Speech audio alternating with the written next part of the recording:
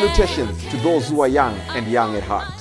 Oremi, Madamfo, Enyim, Salam alaikum, Hola, buena gente, Bonjour, la gente, Linja dumelang, Murigaboto, Muliwanji, Murigaboto, Makadin, Karibu, Mwakaitawani, Munotambere. Welcome to Blackview SDA online platform. This is a place where your soul will find rest. Did you know every Wednesday and Friday at 6:15 p.m. we have consistent midweek prayers? Not only that, during the day from Monday to Friday, if you need a soulful song, please tune into our platform and indeed you'll find rest for your soul. On Sabbath, which is Saturday, we have services from 8:30 right up to 6 p.m. What do you expect to find? We have got the church at study, Sabbath school, music. It's story time. Even our little ones, the children, will find solace on Blackview online worship platforms. Yes, not only are they going to receive a powerful sermon for them, but including the songs, and they'll sing the songs of Zion in the comfort of your home. Yes, you are waiting for the power hour as we receive the beautiful words, the wonderful words that come from the Word of God. In the afternoon, we have got powerful discussions, not only for the young, but even for the old, as we prepare this journey on this planet Earth before the sundown. Yes, there is a sermon that will usher you into the new week as you listen to God speak to you. What are you waiting for? Tell your friends about it. Don't forget to join us on YouTube and Facebook. Like our page and subscribe to our YouTube channel. God bless you as we meet on Blackview online worship platform. Nobody can stop me. Don't you wanna go? I'm going there. Nobody. Chakaniwese bakarasika nekuvaunza wamponesi sokora Jesu kutaurira uya kuneni iye ati endakure kumakomoyo unzai wafambi kumusha pinza mdanga namsuponesi Jesu nyenye yabaiwa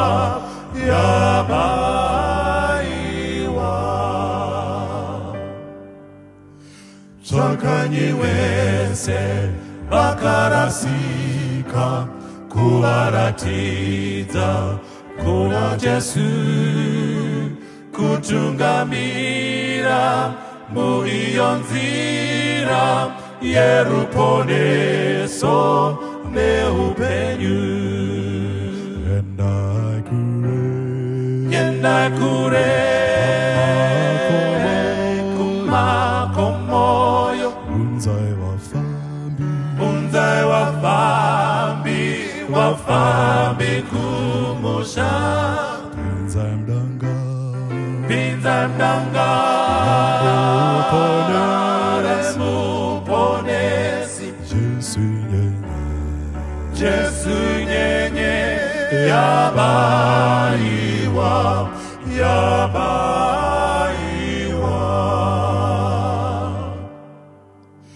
ndizo ndinoda ngekuti Jesu vandidaidza kumtevera kuvabatsira vakarasika nekuna Jesu kuvaunza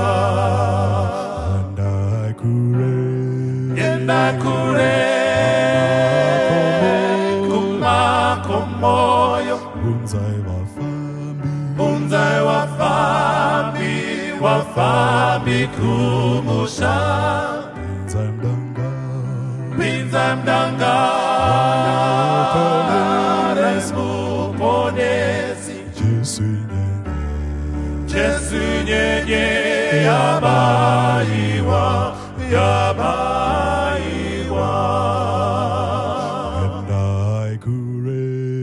And I could kumakomoyo, unzai wafambi kumusha, binza mdanga, remuponesi,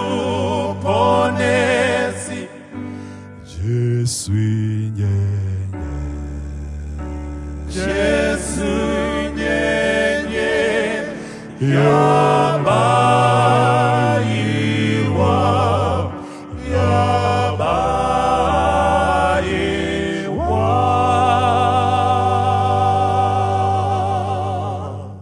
Kwazwai vana vaMwari, toda kutenda Mwari zvikuru mukati mezuva ranhasi apo takokwa kuzodzidza kubva mubhuku raLuke. Tiri kuenda pana Luke chapter 17 verse 32. Ngatitsinzinyei tikumbire nyasha kuna Mwari. Baba wakudenga, muponesi Jesu namweya mutsvene ari pakati pedu, tinokutendai nenguva yekudzidza yapamberi pedu. Chitipai mweya mutsvene aise spirit of understanding, chokwadi chenyu chisvike kuvanhu kuvenyu nenguva. Ndomuna matodi muzita raJesu, amen. Toda kutenda mukati mezuva ranhasi tiri kutarisa Luke 17 verse 32. Pavhesi apa panobuda mashoko anotaurwa naJesu mushure mekunge ataura maevents ekuguma kwenguva. Ataura zvakawanda zvichaitika panyika ino, kurwara, akataura zvehondo, zvekumukirana kwemarudzi. Jesu anozotaura mufananidzo wezvakamboitika kumashure kuSodom and Gomorrah, chitaura kuti zvaivapo mazuva aLoti ndo zvichaitika nyika ino yakuda kunoguma. Jesu anotaura achitaura kuti mazuva aLoti vanhu vaidya nekumwa, vachiwana nekuwaniswa. Mazuva aLoti vanhu vaitenga nekutengesa, vachisima, vachivaka, kusvikira zuva Loti rakabuda muSodom.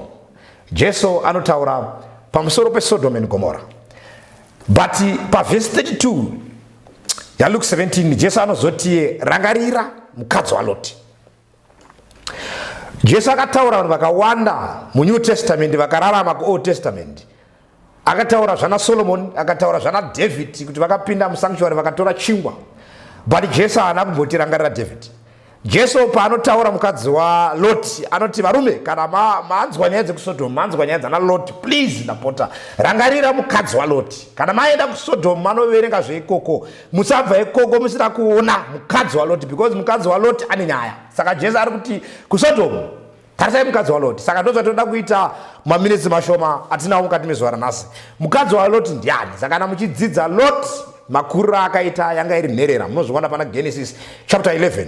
Akakura achishengetwa naAbraham. Mukadzidza Loti anga ari mukomana akakura asingagare muupenyu hwemuguta. Bhaibheri rinoburitsa pachena kuti Loti akanga achigara kunonzi kukantri, mukomana wokumusha, ende upenyu hwake hwese aiziva kugara makomo. Mukaverenga Genesis 13 inotaura kuti Loti ndo paakaparadzana naAbraham.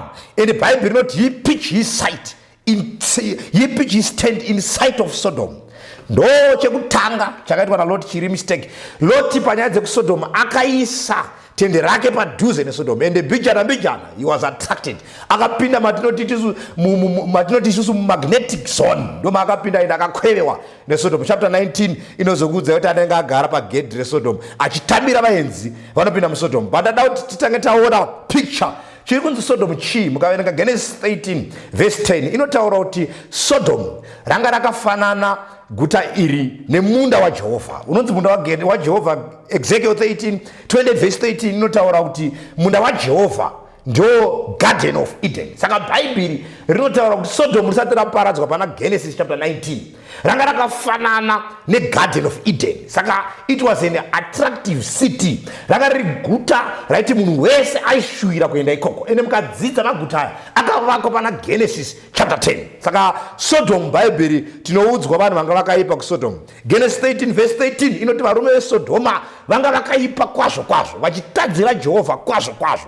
Vanga vakaipa kuSodom varume. Bhaibheri inoti parekodhi yevarume but vakadzi vaivako. Ende ukaverenga mariro ajeremia anotaura chapter 4 uchidzika nayo from verse 6 kusvika verse 8 inotaura description yevarume vaioneka kusodhomu. Bhaibheri rinoti varume kusodhoma mubhuku ramariro ajeremia vanga vakatsvuka pamuviri kupfuura makorari, vanga vakachena kupfuura mukaka. Saka bhaibheri kana achitaura varume vekusodhomu rinoti varume vekusodhomu ndo aiva mayelobhoni enguva iyoyo. Saka nguva inei tinoziva kuti kana achitaura pamusoro pevanhu vanopiwa description. Tine mayelobhoni, tine mablackbone, tine matoasted brown, tine mablack jack. Vanhu vese ava vari kurarama, but kusodhomu vanorecognizwa sevanhu vanga vakanaka vaiswa pamberi. Vanga varume vekusodhomu ndo vaitaurwa vachinzi ava vanga vakanaka. That's why muchiona kuti varume ava bhaibheri rinorekodhi yekuti vaiita sexual immorality, vaiita ungochani unova ndo wakumbira mazuva anaya. They lived like animals vari kusodhomu. Saka bhaibheri rinotaura kuti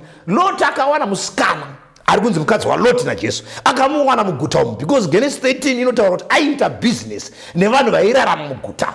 That's why even iwo pana Genesis 19 vakamudza vakati wakauya pano uri mutorwa, vaimuziva mapindiro akaita. Saka Loti akawana musikadzi uyu muguta. Saka Jesu kana achiti rangarira mukadzi waLoti ariti kana maenda kusodhomu, musodhomu iguta rine vanhu vakaipa, but muguta rine vanhu vakaipa mune chechi irimo. Chechi yacho iri kupindwa naLoti nemukadzi wake nevana, ndo machechi members ari kurarama ari pakati peguta. Saka bhaibheri riri kuti kana mapinda tarisai zviri kuitika muchechi ini risandauya. Saka imwe concern yaJesu mubhuku raLuka ndeyekuti pari kuita unfold maevents ekuguma kwenguva. Chechi inofanira kuongororwa. Saka tikapinda muchechi muchaona kuti chechi yekusodhomu yanga ina Loti aitsvaka kururama. Unozviona pana 2 Peter chapter 2 inotaura kuti Loti anga ari murume akarurama and airwadziwa mazuva ose nezvivi zvaiitika musodhomu. Saka Loti anga ari murume aitsvaka kururama, a righteous person. But mukaenda to another side, dzimwe nhengo dzemuchechi mailoti nevana vacho ranga riri dambudziko. Saka muchechi maiva nemagrupu mairi. Saka Jesu ari kuti kana maenda ikoko mutarise rimwe grupu, musaona Loti bedzi kana kuona ngochani bedzi, mutarise vamwe vanhu vari muchechi vane imwe karekta iri kuita sende yaJesu but isiri yaJesu. Saka mukadzidza mukadzi waLoti bhaibheri rinokuudzai kuti she was a very evil woman, ende ndiye mukadzi akawana nguva dzakanyanya nevhangeri because most of the time ndiye aiona nengirozi. Loti paaitaura nevarume veguta ari panze achinegotiata vachida kubata ngirozi dzakapinda mumba, mukadzi waLoti ndiye aiva nengirozi mumba vachitaura. Saka akawana nguva zhinji nengirozi mukadzi waLoti. Ende Loti paakaenda kuvakwasha mukadzi waLoti ndiye akasara nengirozi pamba. Ende kana muchidzidza mukadzi waLoti ndiye akawana much message but she was lost. Saka mukadzi waLoti Jesu ari kutarisai vanhu ivavo vari muchechi, they have message but unfortunately vakawanda vacho vacharaswa. Ende kana tichitarisa tichidraw a line muchaona kuti Loti anga ari ega versus mukadzi wake nevanasikana vake. Ende kana mukatarisa zvinonzi mukadzi waLoti akanga audza Loti kuti vasikana ava imhandara, idzo dzanga dzisiri mhandara. Vasikana vaya dzasiri mhandara zvaitwa zvidhakwa. Mukaverenga bhaibheri rinotaura kuti pavakatiza muguta vakatobuda nemabhodhoro ekrango nebolingers vakatiza vakazonomwisa baba vacho vakuguta vakugomora vakatizira after vapfuura nekuzoari. Saka bhaibheri rinotaura kuti vasikana ava vana vaLoti dzadziri zvidhakwa zvavamumba, but Loti aitobuda panze achitaura kuti vana vandinavo vasikana ava imhandara nekuti mai Loti ndo vakamufidha nenhema idzi. Saka bhaibheri Jesu kana achitaura kutarisa rangarira mukadzi waLoti ari kutarisa state yechechi musodhomu. Ende kana tikatora iko zvino tikapinda muchechi ndo state yatine magrupu mairi. Tine vanhu vari kutsvaka kururama kwaJesu, toita vanhu vari kurarama vasingatsvaki righteousness yaJesu but they pretend sekunge varada kubudawo musodhomu but musodhomu havasida kutiza. Panoparara sodhomu vachaparara navo. Tine vasikana vakawanda vari kuprotewa sekunge vari kurarama dziri mhandara dzira kupinda muchato mutsvene but dzisiri mhandara. Tine vasikana vakawanda zvidhakwa vari kudhakwa vari muchechi yaMwari. Tine vakadzi vakawanda vari kufurira mayuthi kuita zvakaipa. mailoti vakanga varipo vachibata basa iri vari mukati mechechi kwete kuti vari panze. Saka bhaibheri Jesu kana achitirangarira mukadzi waLoti ari muongorore mukadzi uyu because ane nyaya. Remember Lot's wife. Nhasi ndo state yatinayo ende ari kurepresenta chechi nematiza yaari kuita nestate yayo yeRadokia iri pana Revelation chapter 3 inotaura kuti haupise kana kutonhora. Dai waipisa kana kutonhora ndaigona kubatsira. Unoti unoona but ndiwe bofu. Saka chechi state yechechi musodhomu it's so sad. Saka mukadzi waLoti panotiziwa pachena bhaibheri rinotaura kuti she was destroyed pamwe chete neguta. She was outside of Sodom physically, but spiritually she was in Sodom. Vakawanda varotasi vakasiya zvekunze but vari mukati. Vana vaMwari, ngatirangarirei zviri kutaura Jesu pana Luke chapter 17. Rangarirai mukadzi waLoti. Imwe pfungwa inobudapo. She perished with Sodom, but she was not in Sodom. Pane pfungwa yatofarira kudzidza. Charangarira kuti pavanobuda muSodom, Loti nemudzimai wake nevanasikana vaviri vanopiwa a command naMwari kuti kana mukabuda musacheuka. But the very same time mukadzi waLoti paari kuperisha ari outside of Sodom. That's the very time Sodom pairi kuparadzwa. Tiri kubudiswa pfungwa tichiona mukadzi waLoti, she has left Sodom physically, but panguva iri kunoparadzwa Sodom iye ndo paari kupararawo. Pari kubuda pfungwa yavanhu vari kuti vakasiya nyika physically, but nyika ichiri mukati mavo. Chenjera kuti uchaparadzwa nenyika mukomana paachavuya, nemhaka yekuti hausi hako munyika uri kuti uri wechechi, but nyika ichiri mauri. Mukadzi waLoti perished with Sodom, but she was not in Sodom. So we need to adhere to the principles anotaura naMwari, lest we shall perish with Sodom, but not in Sodom. Pfungwa imwe inobuda, it never pays to disobey God. It was just a small command yekuti never look back pamunobuda. Tizirai kumakomo, mutize muwane uwando bwenyu. Tiza mpata utize bani. Enda kumakomo ndokune uwando. That was the command of the Lord.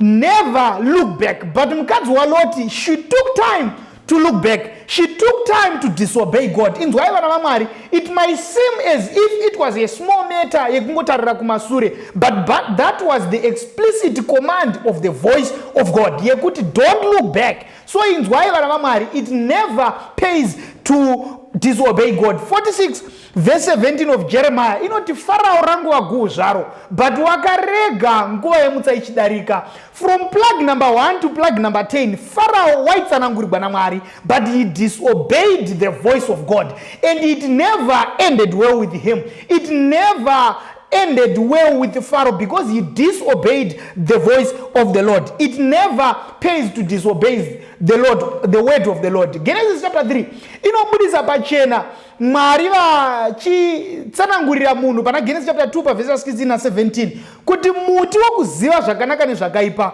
usaudya nokuti nemusi waunoudya uchafa zviro kwazvo. It was a simple matter as of partaking that tree, that fruit of the knowledge of what? Of knowing good and evil. Yakaita plunge the world into this darkness and misery iriko today. It was because our first parents, they just disobeyed the word of God. Lot's wife disobeyed the word of the Lord, and she perished with Sodom, but she was not in Sodom. Pfungwa imwe inobuda kana tikatanga gwendo, let us finish it.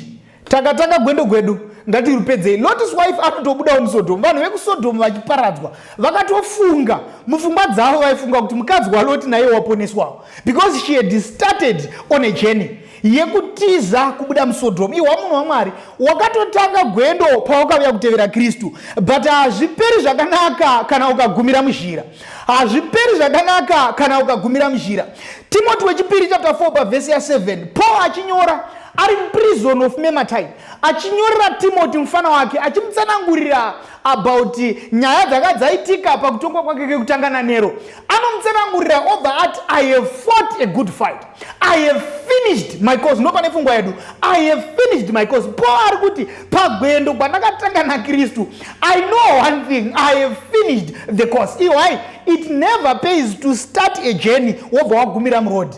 Mukadzi waLoti akatanga gwendo but kumakomo haana kunosvika, and it never went well with her. Ndo zvatiri kudzidza panguva ino yekuti kana tikatanga gwendo gwechikristu naKristu, rangarirai pfungwa iyi, tofanira kunopedza gwendo, nokuti unopuwa mubayiro munhu apedza. Anopuwa mubayiro haasi munhu watanga. I remember a story is told 1968 of a marathon runner weku Tanzania. He had traveled, ainzi John Stephen Akwera. He traveled from Tanzania to Mexico kuma Olympic. Mchinda uya anonzi the journey ichitanga pascrambling yekuti vanhu vatange took off the journey, akagumiwa ndobva adonha. Vanyori vehistory vanoti adonha akakuvara, but the medical people vakauya vakamurapa. Apedza kurapwa, John akwera anoti akadzokera mumarathon ndobva amhanya. Paakanosvika kupedza race, he was 1 hour later than the last runner. Achisvika akanosvika, so vanhu panga pasisina vanhu mustadium, pangosara majournalist mashoma. One journalist anomubvunza anoti, why have you labored yourself to run kusvika wapedza iwe uchiona kuti you are an hour late? John akwera anomutarira obva ati, I didn't travel more than 5,000 miles across the Atlantic Ocean. Handina kuuya kumhanya kuti ndizoita start the journey, but to finish it.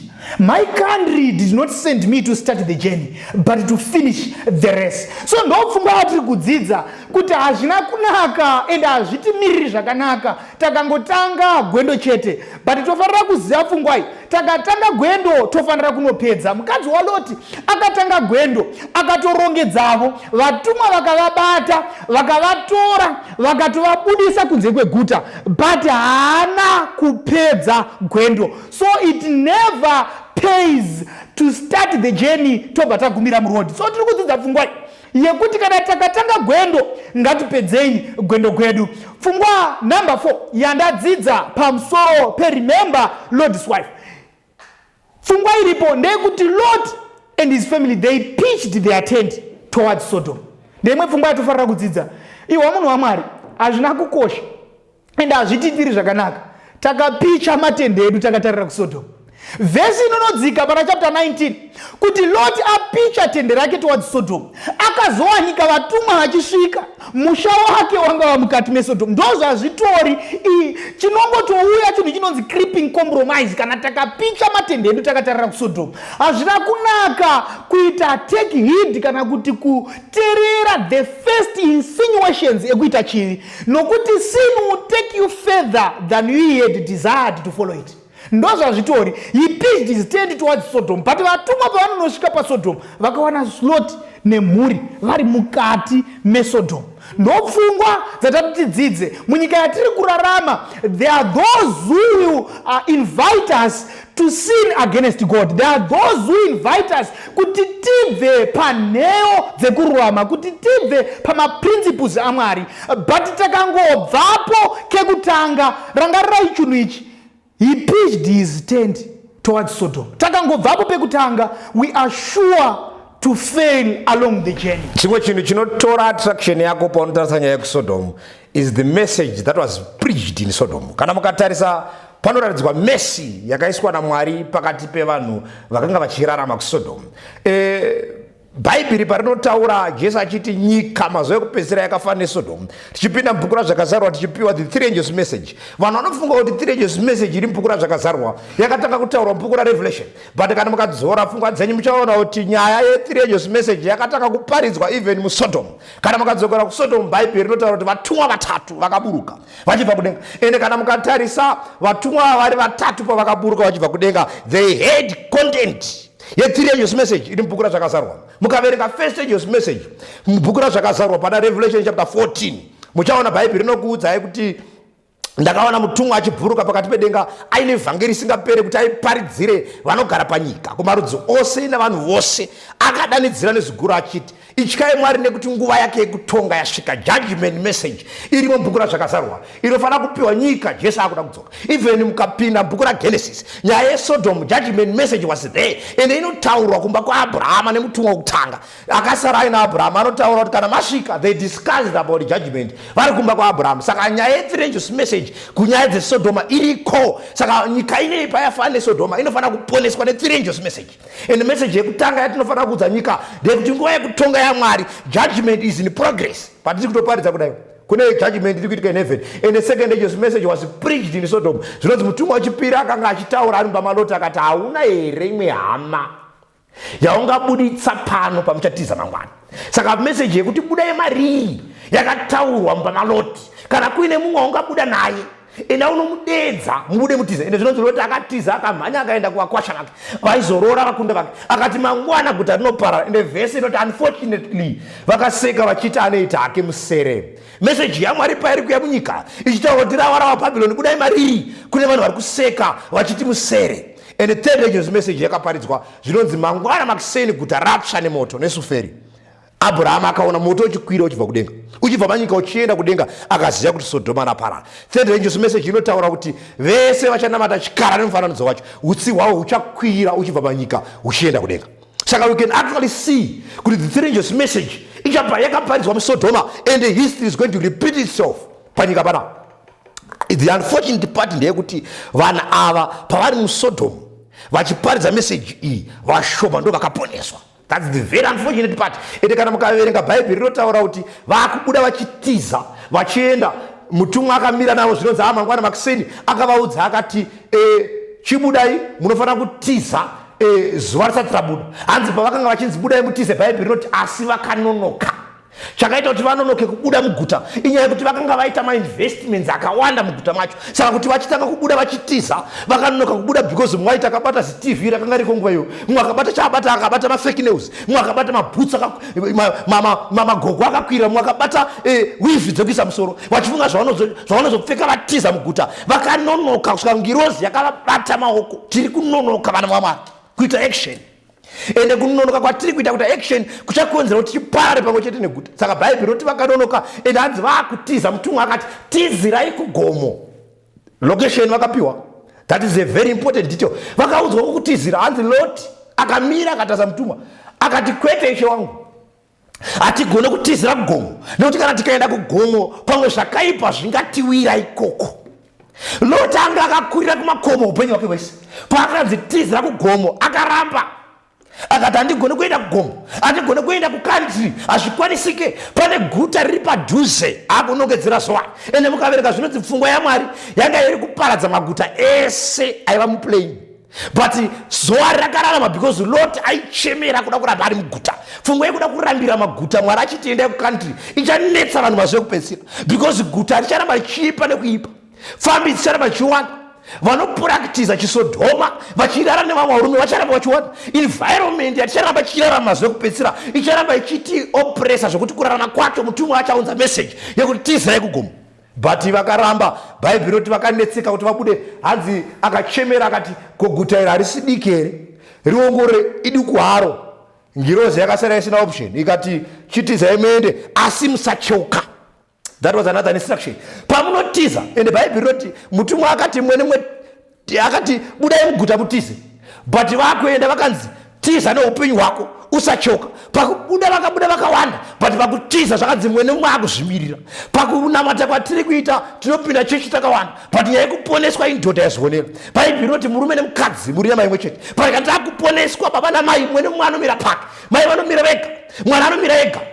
Baba vanomira vega. Nyaya dzekuponeswa mwe nemumwe indodha yazionera. Hanzi vachitiza vachimhanya. Bhaibheri roti vachimhanya vachimhanya hanzi musachoka. Mukadzi waLoti aifunga investment yaasiya muguta. Aidhauta vatumwa vakanga vauya akafunga pamwe imbavha dziri kuti tizai dzira kusara zvitora zvinhu zvatakainvesta muguta.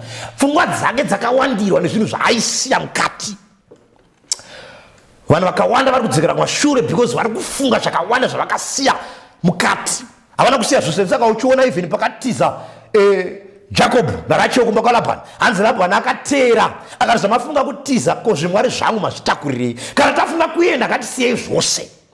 Hapana anofanira kufunga zvakasara. Saka Pauro achiti marwendo iri handisati ndachibata asi ndiri kushingaira ko kuti zvimwe ndichibata. Icho Kristu Jesu chakandibatira. Anobva ati ndiri kushingaira kunaridzana. Saka ndinoita chinhu chimwe ndinokanganwa zviri shure ndiri kunanavira zviri mberi. Ndakatarira pana Jesu author and finisher of our faith. Saka Bhaibheri rinotisira pachena kuti pakutiza apa pane akacheuka. Hatifaniri kucheuka kana tafunga kuenda forward ever backward never. Saka Pauro achiti isu hatisiwe kudzokera shure, tireve kuenda mberi kuti tiponeswe. Nekuti kangova kadoko kasara iye nouya asinganonoke. Bhaibheri roti vakatiza vakaenda vakanopinda muguta reZoari. Time vakazoona kuti muZoari matapinda umu amugarike vakazotiza vakada kuenda manje vakada kushandisa plani yaMwari but it was too late vakanogara mbako. Saka mubvunzo wangu wandinawo takupedza maridzo iyi. Vanhu vangani vakaponeswa kuSodoma. How many people were saved in Sodom? Tine vanhu 4. Tine vanhu vakabuda muSodom. Tina Loti, mukadzi wake nevasikana vake, madaughters ake vakatiza. Mukadzi uyu akaita churu chomunyu wachimhanya. But vasvika kuZoari, Bhaibheri roti vakatiza. Pavaimhanya vachiita zvisezi, vasikana vanga vakatakura hwahwa, mabhodhoro vakanga vainawo, emabhorinjas vakatiza vakaenda. Vapinda vari mubako. Bhaibheri roti vakati baba vakavatiunza hakuna kana varume. Mwari kwaive vaendesa achitizira kumakomo ndoko hakuna naAbhurahama, but vakaramba plani yaMwari. Vakada kuzoiimprovisa late. It was too late. Kuti plani yaMwari ichishanda, kune vazhinji vachada kuzoita zvinhu izvi, but it will be too late. And hanzi vaikoko vasikana ava kana kuona dzadzisiri mhandara dzadzakamborara nevarume, hanzi vakati chamwari ngatidhakwise mundaraunda, tivate naye atipe vana. Vaitoda varume. And hanzi vanodzi vakaita upombwe nababa vavo, vakazvara rudzi rwakazonetsa mberi ruchinetsa vana vaMwari. Zvimwe zvinhu zvatiri kupuragisa today zvichanetsa chechi mangwana mberi kwatiri kuenda. Imwe music yatakuintroduce today muchechi ichanetsa chechi mangwana kwairi kuenda mberi. Imwe dressing yatakuintroduce today muchechi ichanetsa generation ichaya mberi. Because church inofanira kuita zvinhu tu. Kune inonzi church triumph neinonzi church militant. Church militant ndo vanhu vari kugadzirwa naMwari vanofanira kumira in the last days. Church triumph takuona church yakunda. Zvimwe zvinhu zvatida kuintroduce today muchechi zvichaaffect the church militant mangwana kuti imire nechikara ichi vanofananidza wacho. Saka nyika inei Mwari varikuda kugadzira vanhu. God wants to prepare people who should stand in this sodomic world. Vanomira vanoti ngochani padziri kuwanda, mfambi padziri kuwanda, vanorwadziwa nezvikuitika muguta. Vanoti Mwari shure yedu chitisimudzai mutitakure mutiendese kuguta ramakatigadzira, nekuti Bhaibheri rinoti havana kufanirwa nenyika inei asi Mwari akavagadzira guta. Vhesi inoti Mwari vakaona zvipikirwa zviri kure vakazvikwazisa vakatenda kuti vaende vafambi panyika. Saka Bhaibheri rinotaura kuti pana pasi pedu. Saka Jona achiti ndakaona denga idzva nenyika idzva nekuti yekutanga ichapfuura ende gungwa rinenge risipo. Saka kwatiri kuenda vana vaMwari pauda vanhu vanomira pakururama, vanomira parighteousness. Saka Jesu paanoita comparison anotaura mazuva aNoa, otaura mazuva aLoti. Mazuva aNoa, Noa nemhuri yake vakaponeswa. Mazuva aLoti is going to be very unfortunate kuti vese machurch members patingori nemunhu one akaponeswa baba. Kudenga kuchava nekurira nekuchema nekuti vamwe vanenge vakaponeswa dziri mhuri, vamwe tete takashota. Hamudi here kuti Mwari akuitire zvakanaka iko zvino semhuri makateerera vhangeri riri pakamera, marigamuchira muponeswe semhuri sezvakaita Noa nemhuri yake. Build the ark muchikoma, tizai muSodom makawanda semhuri, dedzanai mukokani nevakuasha mubude, because moto unouya mberi kwatiri kuenda. Mwari vatiitire zvakanaka, vatichengete. Nyaya idzi dzakatikoshera ende zvichaitika tichazviona nemeso edu kana tiri papenyu. Munyori weGwiyo achitsanangura pfungwa iyi unoti usacheuka mutadzi ngwara, manya kugomo ndo kune uvando hwako. He was explaining about the scenario yemafambiro akaita vanhu vaLoti. Iwai vana vaMwari, pakuponeswa kwedu Jesu unoti achitsanangura nzira imbiri. Kune nzira nhete ende vachaenda nayo vanhu vashoma, koita nzira yakapamhama ende vachaenda nayo vakati wandei. So muzhira ichaponeswa vanhu. Zvibvunze kana uchifamba muzhira iri accepted by the majority. Majority yakasara muSodom and it perished with the Sodom. And only a handful of people ndo vakabuda muSodom. Vatatu vakanoponeswa. Nzwai vana vaMwari munyika yatiri kurarama, we live in a world ine vanhu vane opinions, but we need to understand that only the word of God shall be tested and found to be true. So kana tikanzi tibude muguta ngatibude nguva ichiripo, nokuti hatizivi kuti mangwana zvichazovei. The road is narrow and tofanira kufamba mairi. It is steep and rugged. Hatifaniri kutora ma additional weights in ma unnecessary baggages. So tichinopendera nyaya yedu tofanira kuhwisa pfungwa iyi kuti vakatanga gwendo vachibuda muSodom vanga vakawanda, but pane vakasarira muroad. So patinobuda munyika rangarira ichinhu ichi kuti tofanira kufamba kuti tinopedza gwendo uku, nokuti Kristu paari kunouya ari kunotora vakapedza gwendo gwavo. Haudiwo here munhu waMwari murimo mudzimba dzenyu kuti tigone kuponeseka semhuri? Nyika ino pairi kuzoparadzwa muchinda paari kuuya, rangarirai, iniquity and sin shall not live for eternity. Sin shall come to a time paichaparadziwa. Now in chapter 1 verse 9 inobudisa pfungwa ipachena kuti what do you imagine of the Lord? Munofungeiko pamusoro paMwari kusarurama kuzovipo nokusingaperi. So God is going to come to end this world of sin. We need to be on the side of God. Start the journey and finish it. Iwayo vana vaMwari hamudiwe here seni kuti murimo mudzimba dzenyu, muriko kwamuri, muti Mwari vakubatsirei mugone kuponeseka, mugone kupedza gwendo uku kwamakatanga.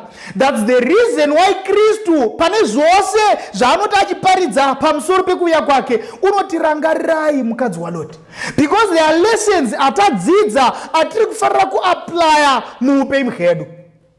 Kana varipo panguva ino vari kuti Mwari tibatsirei tigone kuti each and every day patiri kurarama tirangarire mukadzi waLoti, tigodzidza malessons akadzidzwa pana Genesis chapter 19 atotora kubva pamukadzi waLoti, tigogonawo kupedza gwendo gwechikristu gwatakatanga. Kana varipo vakafanana neni, ngatiwanei nguva yekunamata. Baba vedu vari kumusoro kudenga, toda kutendai Mwari nemalessons atadzidza kubva pamukadzi waLoti. You have taught us Mwari kuti hazvina kungonaka chete kutanga gwendo, but tinofanira kupedzisa. Matidzidzisa imi Mwari kuti you are soon to come and you are going to separate sin from those who have obeyed you Mwari. Pamunouya kuzotora vakaita kuda kwenyu, rangariraiwo vanhu venyu Mwari varipo pakati pedu vari kuti Mwari tibatsirei tigone kupedza gwendo ugu Mwari. Toga hatingagoni, tipewo chipiwa chenyu cheMweya Mutsvene agotisesedza kunosvikira pakupera kwegwendo ugu Mwari. Zvese zvaitwa zvapera mugochengetawo mazita edu mubhuku yeupenyu. Muzita raKristu tanamata nekutenda, amen.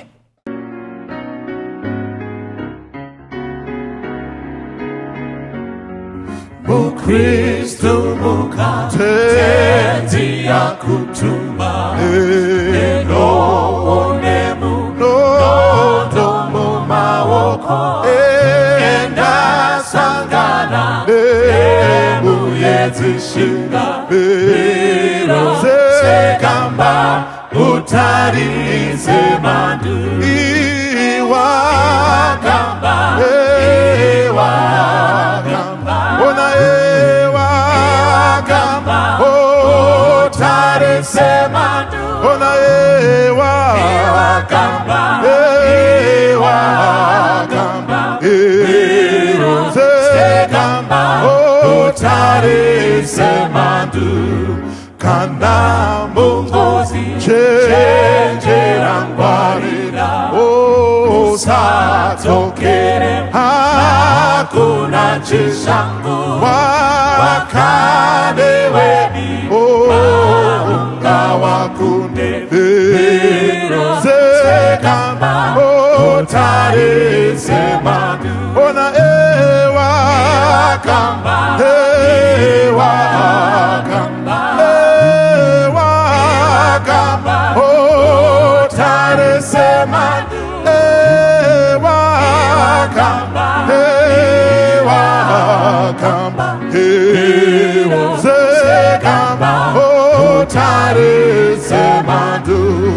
Basfarate Zewira Mesimba Renda Udise O Reko Mago Kwano Kotu Nakasika Mero Sekamba Otare Semandu Ewakamba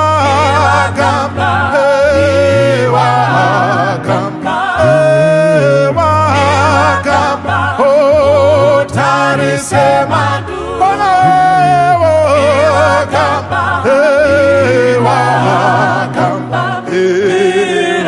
sekamba otare semandu enda osashe tezi aripejo ano patsisi lekukunyara rodo rakese Zimbukwenga sekamba otare semandu ona ewakamba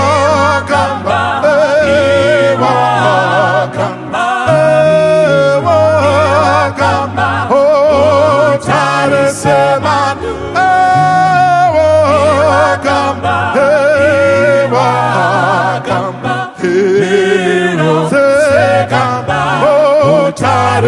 semanu